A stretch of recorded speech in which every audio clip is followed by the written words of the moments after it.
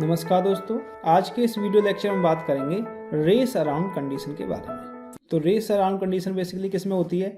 जेके flip flop में। कई बार बहुत सारे लोग कहते हैं कि रेस अराउंड कंडीशन तो एसआर फ्लिप फ्लॉप में होती है। ऐसा नहीं है। Race around condition basically JK flip flop में होती है और ये कोई डिजायरेबल चीज़ नहीं है, अनडिजायरेबल है। ठीक है, इसे हमें रिमूव करना होता है। तो बेसिकली जो एसआर फ्लिप फ्लॉप होता था उसमें एस इज इक्वल टू 1 होता था और आर इज इक्वल टू 1 होता था, तो आउटपुट इनडिटर्मिनेट होता था। ठीक है ना, या कह सकते हैं वो इनवैलिड होता था। फ्लिप फ्लॉप के हिसाब से एक आउटपुट है, वो अगर 1 आ रहा है तो दूसरा 0 आना चाहिए, एक क्यू आ रहा है तो दूसरा क्यू बार आना चाहिए, लेकिन इसमें एक जैसे आते थे, जैसे हम इनडिटर्मिनेट कहते हैं। ठीक है ना, तो इस प्रॉब्लम को सॉल्व किया था जेके फ्लिप फ्लॉप में। उसमें फीडबैक कनेक्शंस यूज किए गए थे, जिससे क्या हो रहा था, जब दोनों इनपुट 1-1 होते थे तो आउटपुट था वो जो पहले आउटपुट आया उसका कॉम्प्लीमेंट हो जाता था जब तक क्लॉक 1 रहती थी। ऐसा होता था। ठीक है ना, इसी की वजह से प्रॉब्लम भी क्रिएट हो गई।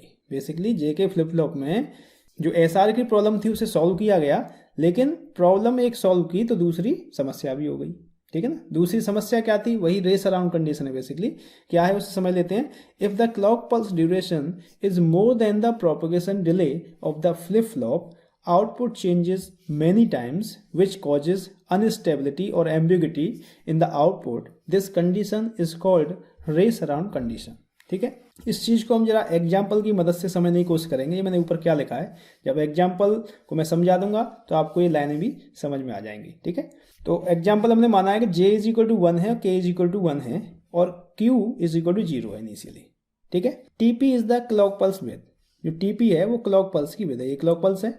ठीक है ना, जिसकी विद है वो TP है। And delta T is the propagation delay through 2 NAND gates. और डेल्टा टी है ये प्रोपेगेशन डिले है, जो 2 NAND गेट लैच बनता है बेसिकली उसके थ्रू। जब आप इनपुट देंगे तो आउटपुट तक जो बेसिकली टाइम लग रहा है, दैट इज डेल्टा टी।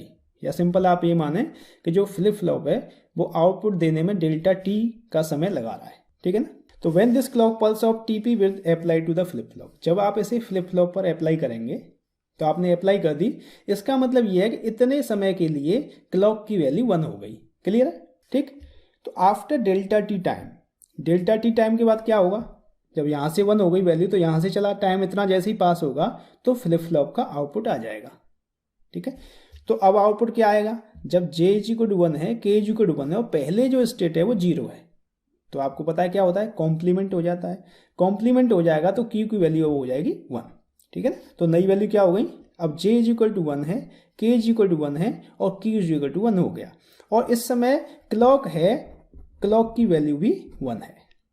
ठीक है ना, क्योंकि अभी तो यहीं तक पास हुई है पल्स, इसके बाद आगे भी है ना, तो क्लॉक भी 1 है। तो अब क्या होगा? After next delta T time, next delta T time समझिए यहाँ तक आ रहा है, तो उसमें क्या हो जाएगा, जो पहले स्टेट है उसका फिर कॉम्प्लीमेंट होगा, तो 1 का क्या हो जाएगा? 0। ठीक है, और उसके बाद अब भी क्लॉक 1 है, तो फिर आगे क्या होगा? फिर ये 1 हो जाएगा। अब क्लॉक पल्स की बेसिकली विड्थ कितनी है उसके हिसाब से ये आउटपुट है वो ऑक्सिलेट करता रहेगा। ठीक है ना, hence the output will oxalate back and fourth between 0 and 1 in the duration TP of the clock pulse width. तो इसकी क्या विड्थ है उसके हिसाब से 1-0 में ये ऑक्सिलेट करता रहेगा। तो देखिए अब इसे समझिए दोबारा डेफिनेशन को। If the clock pulse duration is more than propagation delay, जो TP है वो डेल्टा टी से बड़ा है, ठीक है ना, of the flip flop, output changes many times, output कई बार चेंज हो रहा है, विच कॉजेज अनस्टेबिलिटी और एम्बिग्यूटी इन द आउटपुट। तो उसकी वजह से क्या हो रहा है, आउटपुट है वो अनस्टेबल हो रहा है या अस्पष्ट हो रहा है, हमारी समझ में नहीं आ रहा क्या आएगा।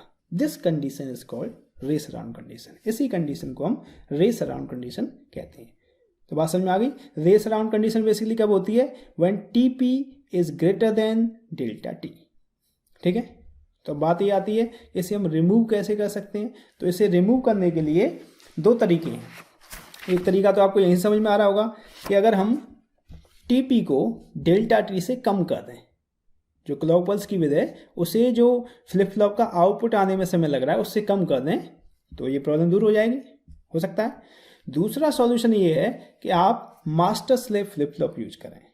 आप अगर master slave flip flop use करेंगे तो उससे भी रेस अराउंड कंडीशन दूर की जा सकती है। ठीक है ना, तो रेस अराउंड कंडीशन को दूर करने के लिए मास्टर स्लेव फ्लिप फ्लॉप का यूज किया जाता है। ठीक है ना, तो आप बता सकते हैं कि रेस अराउंड कंडीशन किस फ्लिप फ्लॉप में होती है, क्यों होती है और इसे किस तरीके से रिमूव कर सकते हैं, इसे कैसे रिमूव किया जा सकता है। तो आप हमारे अगले लेक्चर में मास्टर स्लेव फ्लिप फ्लॉप के बारे में पढ़ेंगे, तो आपको समझ में आ जाएगा कि रेस अराउंड कंडीशन किस तरीके से दूर होगी। तो आई थिंक आपको ये लेक्चर समझ में आया होगा। Thank you.